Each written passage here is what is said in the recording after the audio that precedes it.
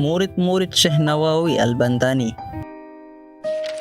Di antara murid-murid Syekh Nawawi yang menjadi ulama berpengaruh di masyarakat antara lain yaitu yang pertama, Syekh Muhammad Mahfud At-Turmuzi. Syekh Muhammad Mahfud bin Abdullah bin Mannan bin Dipo Menggolo At-Tarmazi Al-Jawi atau dikerap disapa dengan panggilan Syekh Mahfud At-Tarmizi. Beliau lahir pada tanggal 12 Jumadil Ula 25 Rajab tahun 1258 Hijriah yang bertepatan dengan tanggal 31 Agustus 1842 Masehi di Tremas, Kecamatan Arjosari, Kabupaten Pacitan, Jawa Timur. Syekh Mahfud menikah dengan Nyai Muslim, seorang putri asal Demak, Jawa Tengah, yang menunaikan haji pada dekade pertama abad 20 Masehi.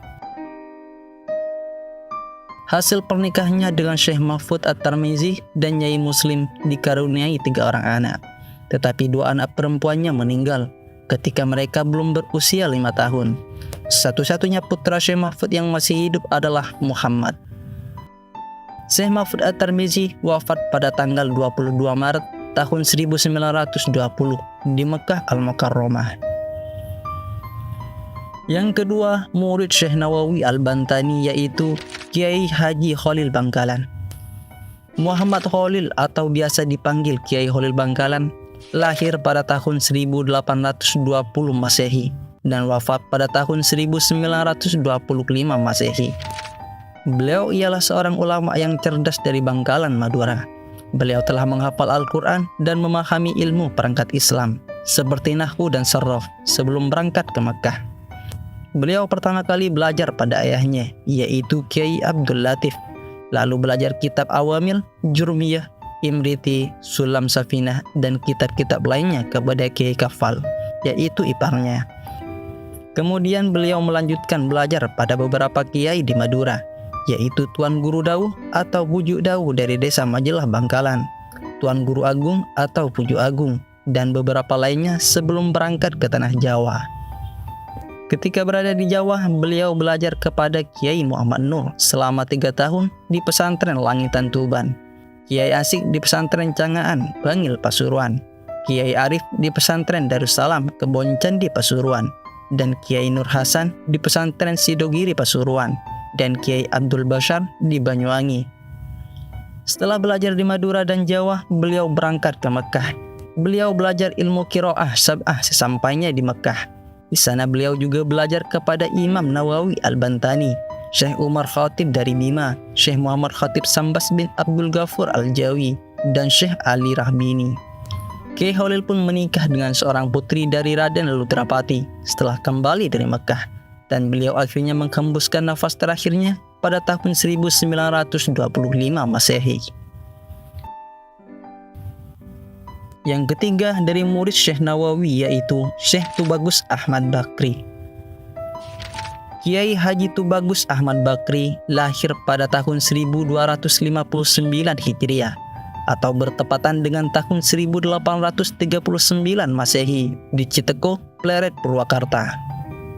Beliau merupakan putra pertama dari pasangan Kiai Haji Tubagus Syaidah dan Ummi. Selain Kiai Haji Tubagus Ahmad Bakri dari pasangan ini, juga lahir Tubagus Amir dan Ibu Habib. Silsilah Kiai Haji Tubagus Ahmad Bakri dari jalur ayahnya sampai kepada Rasulullah Shallallahu Alaihi Wasallam, sebagaimana dapat dilihat dalam karyanya yang berjudul Tanbihul Muftarin. Keluarga Kiai Haji Tubagus Ahmad Bakri adalah keluarga yang taat beragama. Ayahnya pun merupakan salah satu ulama karismatik, sehingga pendidikan agama Kiai Haji Tubagus Ahmad Bakri di usia dini diperoleh melalui ayahnya. Adapun ilmu-ilmu yang dipelajari oleh Kiai Haji Tubagus Ahmad Bakri meliputi ilmu tauhid, fikih, nahwu, sharaf, hadis, dan tafsir. Pengembaraan di dunia intelektual tidak membuat Kiai Haji Tubagus merasa puas. Untuk itu, akhirnya ia memutuskan untuk berangkat menuntut ilmu ke Makkah dan berguru kepada para ulama di sana, salah satunya kepada Syekh Nawawi Al-Bantani. Syekh Tubagus Ahmad Bakri wafat pada malam Senin, tanggal 27 Zulkaidah 1395 Hijriah, bertepatan dengan 1 Desember 1975 Masehi. Yang keempat, murid Syekh Nawawi Al-Bantani yaitu Syekh Tubagus Muhammad Asnawi Al-Bantani, Caringin, Labuan Pandeglang. Kiai Haji Tubagus Muhammad Asnawi lahir pada tahun 1850 Masehi di Kampung Caringin, Banten. Beliau merupakan putra dari pasangan Abdurrahman dan Ratu Sabiah. Nasab beliau dari jalur ayah bersambung sampai kepada Sultan Banten, sedangkan dari pihak ibu, nasab beliau sampai ke Sultan Agung Mataram. Sejak usia 9 tahun, Syekh Tubagus Muhammad Asnawi sudah dikirim ayahnya untuk menuntut ilmu di Tanah Suci Mekah. Di sana ia berguru kepada Syekh Nawawi Al-Bantani bersama santri-santri asal Indonesia lainnya, di antaranya Kiai Khalil Bangkalan, Hadratus Syekh Kiai Haji Hashim Asy'ari, dan lain-lain. Selain belajar ilmu-ilmu agama, ia juga belajar tarekat kepada Syekh Abdul Karim Tanara, ulama Banten yang bermukim di Mekah. Syekh Tubagus Muhammad Asnawi wafat pada tahun 1937. Jenazah beliau dikebumikan di Masjid Salafiyah. Makanya hingga sekarang tidak pernah sepi dari para peziarah. Yang kelima, murid Syekh Nawawi Al-Bantani yaitu Syekh Arsyad Tawil Al-Bantani. Syekh Muhammad Arsyad Tawil Al-Bantani Al-Jawi atau yang biasa disebut dengan Syekh Arsyad Tawil adalah ulama sekaligus pahlawan Indonesia yang berjuang dalam Perang Cilegon dari 9 sampai 30 Juli 1888 bersama Kiai Wasid, Tubagus Ismail, dan pejuang lainnya dari Banten. Syekh Arsyad Tawil adalah murid dari Syekh Nawawi Al-Bantani, seorang ulama dari Banten yang menjadi imam Masjidil Haram di Mekah. Pada bulan Desember 1945, Soekarno selaku Presiden Indonesia menyampaikan pidato di hadapan masyarakat Banten di alun-alun kota Serang.